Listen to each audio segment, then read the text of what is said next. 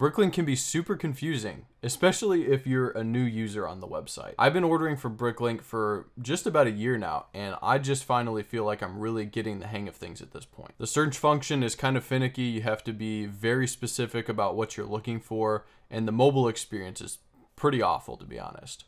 But in reality, Bricklink is probably the most powerful tool we have when it comes to getting specific parts, minifigures, or whatever else you're looking for to help with your mocks. There's so much data on Bricklink, and there are so many options available to you from who you want to buy from or what you're looking to get. So how do you know that you're actually getting a good deal on Bricklink? This video is going to be catered towards mostly new users on the platform, but hopefully experienced users can find something useful here as well. So real quick before we get started, let's talk about sellers. Sellers are people who have a Lego collection, all the way from like small people who sell part-time to get rid of some extra things they have, all the way up to large business operations with multiple employees. And you can buy from whoever you want on the platform, but you can rest assured that you can trust these people. Bricklink goes through and they vet people before they allow them to sell on the platform, but you can also see public feedback available for all sellers on Bricklink, and you should definitely make sure you take a look at that when you're going to place an order. In my personal experience, when sellers have made a mistake, maybe they forget a part or something like that, they've always been super helpful. They'll either refund you for the cost of that piece, or they'll actually go ahead and just send you that piece in the mail at their own expense. And I've really never had a bad experience buying on Bricklink. That's not to say that certain sellers can't slip through the cracks though, so definitely have your wits about you when you're placing orders. So let's start here on the Bricklink home screen. Up at the top, we have the search bar.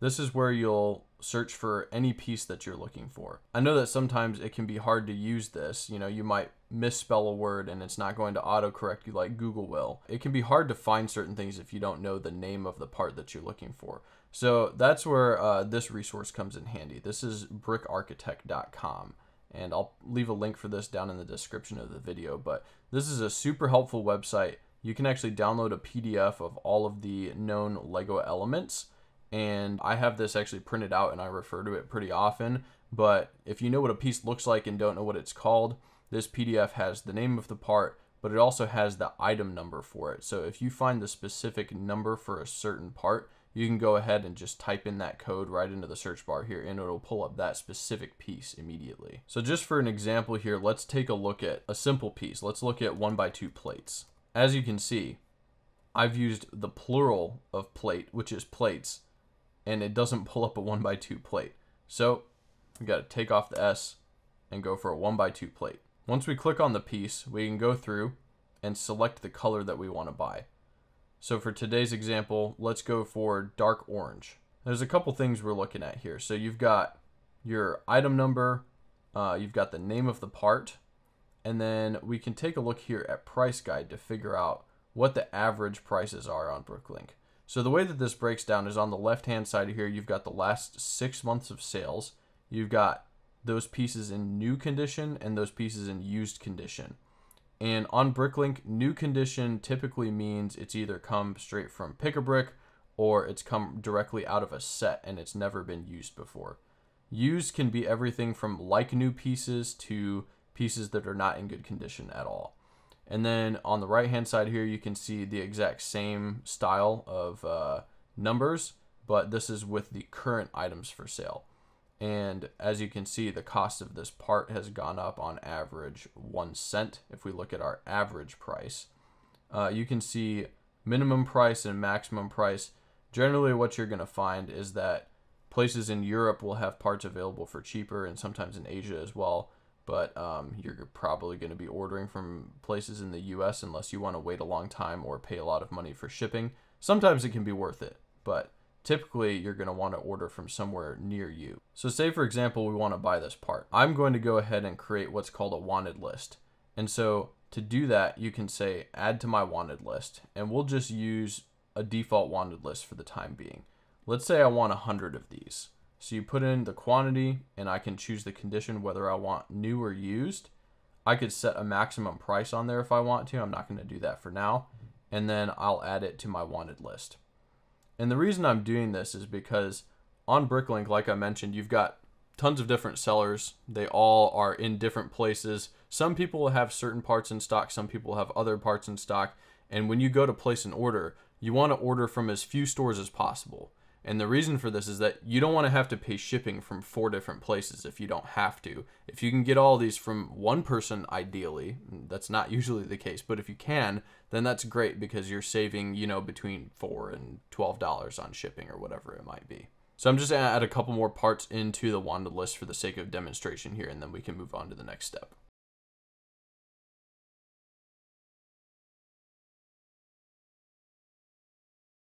Okay, so to get to my wanted list, I'm going to go up here to want, and we'll click on wanted list, and then we'll go to the default wanted list that I've been adding parts to, and we can see a couple of things that I have on here. The reason that we want to keep everything on a wanted list is so that we can kind of shop across a couple of different stores to make sure we're getting the best price. So now that I've got everything I theoretically want in here, I can click buy all, and that's going to take me to this page here. So this is where we're going to select what we want to buy, where we want to get it from, and then Bricklink is going to go and use its algorithm to select the lowest cost pieces from the smallest number of stores and add those to a cart for us. On the left hand side here, you can see I have a couple other wanted lists. You can check these and it will create a larger batch of pieces to pull from. Say I'm looking to get, you know, stuff from here and here as well. I would have to click apply, and that's going to change my selection of stores because I'm looking for more parts now. So we'll go ahead and hit auto select here, and you can check or uncheck this box here that says select stores when the item price is lower than the minimum store buy. There are a lot of Bricklink stores that will have a minimum purchase amount. Maybe they say you have to spend a minimum of $5 or $10 on their store. I typically leave this unchecked because I don't want it to select a store where I'm going to have to buy extra stuff if I don't need to. So we'll hit start, and it'll do its thing real quick here. And look at that. We have one seller here that actually has everything in stock that I was looking for, which is great. So now what we can do is we can look at the prices of these pieces and see if we're actually getting a fair deal. So looking at what they're selling things for, I'll open up these pieces in another tab and just take a look at some of their average prices, right? So we've got the dark orange plate here. This store has it for 9 cents a piece. If we click on the image and click on the part number, that can take us back to the page we were looking at earlier. We go ahead and select dark orange because that's the color that we're buying. And we can see on the price guide here that the average cost is 8 cents a piece. And it looks like this store is charging 9 cents a piece. Now, that's not crazy. It's not too far off the price, but it is a little bit more expensive than the average cost. So I may want to look at a different store for that. However, they do have the minifigure in stock that I was looking to get. So let's take a look and see if that's a good deal for this figure. So as we can see, the average cost for this figure is $11.90 used or $19.21 new. So judging by that, it looks like we would be overpaying by quite a bit here to get this figure. So this leads me kind of into the next section here where typically what I try and do is I try to not purchase minifigures alongside parts because you have to find a combination store that has the exact parts you want plus the figures that you want. And a lot of stores will sell only parts or only figures. I mean, some of them will do both at the same time, but it can be actually advantageous to remove this figure from this specific wanted list and buy it separately from somewhere else, especially if I want to get multiple of them. And I know here I only have one of them, but maybe say I want 5 of these guys. I'm going to have to find a very specific store that actually has that many of that figure in stock. So I'll go back and edit my wanted list and we'll try this auto select process again. Okay, so I've removed the clone trooper from my wanted list and let's try this auto select process again. So it looks like I could get all those parts for $26 from Hungary. I don't live anywhere near Hungary. I'd prefer not to pay shipping from there, so let's switch it to the US. We'll go ahead and run the auto select again. Okay, cool. So it looks like there's 2 stores here, and one of the stores has 2 of the piece types I'm looking for. We're down to the 8-cent price for these dark orange plates and 13 cents, which I think the average on these plant leaves is about 15 cents. So that's a pretty good deal there. And then looking at this other store here, they've got all my tan bricks in a bunch of different lots, it looks like, but those are really good prices for those. So at $39, we're definitely coming in much lower than the original quote that we got. Because if we look at that cart here, you can see that our total was up to $80 plus $6 for shipping and handling, just because we wanted to buy everything from one place. So in this case, it's actually advantageous to order from more than one store and just purchase the figure completely separately from a totally different store on its own and pay multiple times for shipping. It will end up being cheaper than this $86 total. So we'll forget about the figure for now and go ahead and create carts for both of these stores. So let's see, we'll open these guys up in new tabs and kind of take a look at what they've got going on. This first store here has 99.91% praise, so we know that they're a trustworthy seller, especially with 1,900 orders. That's great to see. Second store here is a little bit newer, 336 orders, but still at 98% praise. I'm happy with that, so I'll probably go ahead and order from them too. Once you've reached this stage in the process and you have all of the things in your cart that you're looking to get, it's definitely a good idea to go ahead and look through the store and see if they have any other things that you're looking for. So one of the best ways to do that is I've got multiple wanted lists that are themed from different mock ideas I have to different pieces I'm trying to get, maybe different minifigures I want to collect. So what you can do is you can go ahead and click on this right here on wanted list, and it will show you in this person's store what other things on your wanted list do they have and how much of them do they have in stock. This is a great way to batch things together, save money on shipping so that you don't have to order these things going forward in the future. You can just pick them up now at this store and you don't have to worry about it anymore. Now, I've actually already purchased some of these pieces. I need to go through and remove them from wanted lists. But before we check out, let's check out the terms page here. Every time you go to a new store, you should check out their terms and see what they have to say. A lot of stores will put some very important information here. They'll put information about when your payment needs to be made. Sometimes they'll tell you how quickly you can expect them to ship. I've had some stores say that, hey, it's going to take us, 3 to 5 business days to send out orders. Other ones say, we guarantee we will send your order out within 24 hours. The other thing to keep in mind is where the store is actually located in relation to where you live. So this store is located in Maine, which is on the East Coast, and I'm located in Michigan. So it's a little far away, but shipping shouldn't be too bad for Maine. So I'm okay to go ahead and place an order from here. Let's head back over to the shop section. And so we've seen what they have from the wanted list. Doesn't look like we need anything else from here. There may be some things I haven't added to wanted list, so I'll use this kind of menu bar on the left-hand side here to look through what else they have. And so each Bricklink store has the same sort of layout. You can see all the different part types that they have available. A lot of the time they'll have certain sets for sale up at the top here. So it's usually sets, parts, and then you'll have a section for minifigures, and it's organized by theme.